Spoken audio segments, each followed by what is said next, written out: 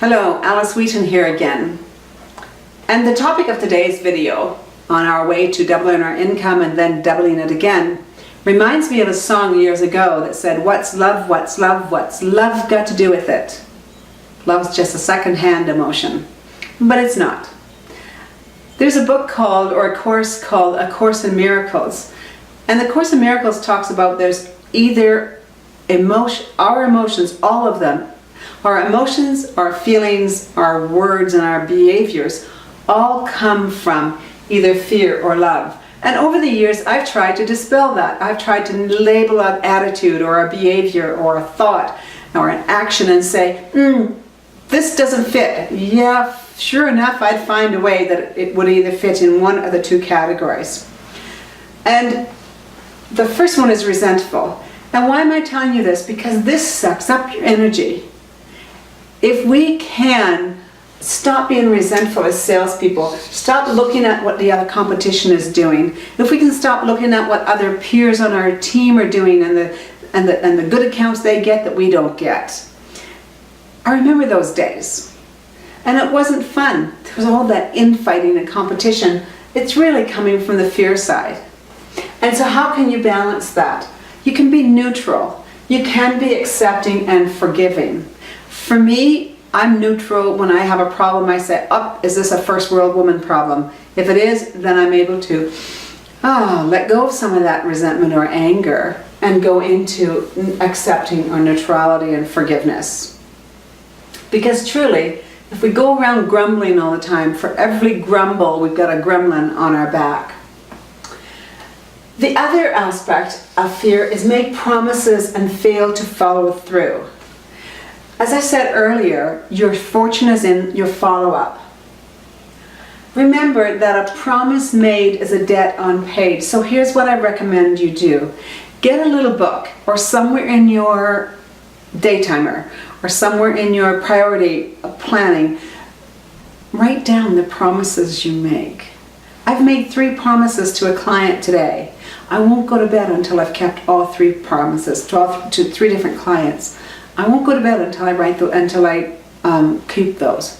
And the reason is because I want to be seen as credible, trustworthy, respectful. And if they want to build rapport with anyone, it's going to be with someone who is credible, who is respectful, who is trustworthy, who demonstrates leadership.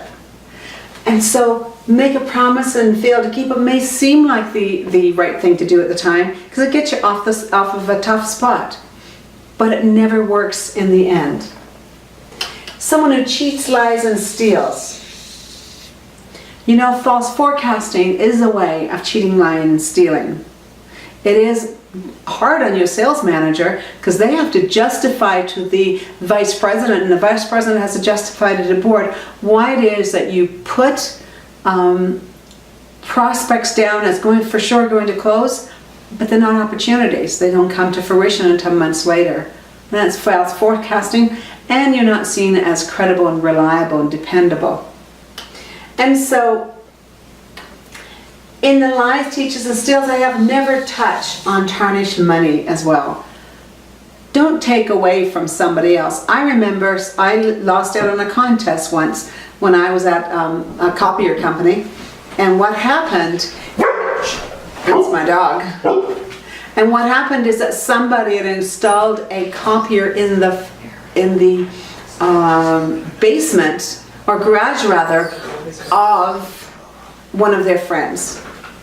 They'd installed it, and yes, it was legally in their territory, but when I found out about it, you know, I realized that I had been snookered, really.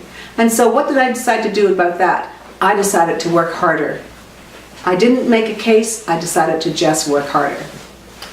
And of course, the next one is that, this is a word, I have no idea how to spell it, but I'm from Newfoundland and it says covetous. Someone who wants more than is their share.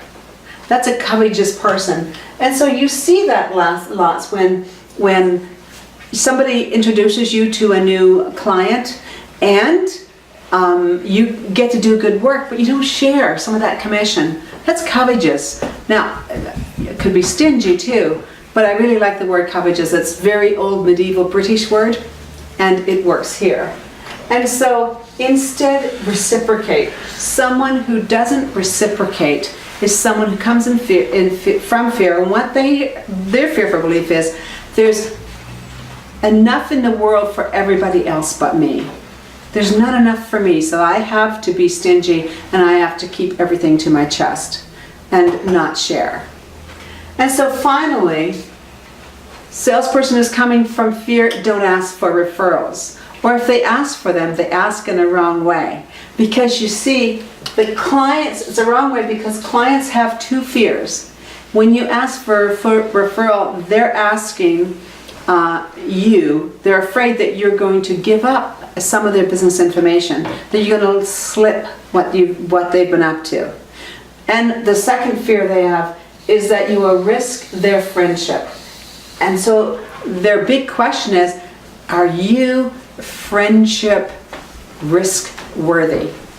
And so you need to reassure them of that before you ask for the referral.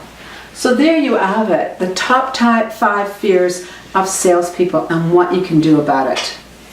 Again, let me wish you happy selling, and I'll see you next time. Bye for now.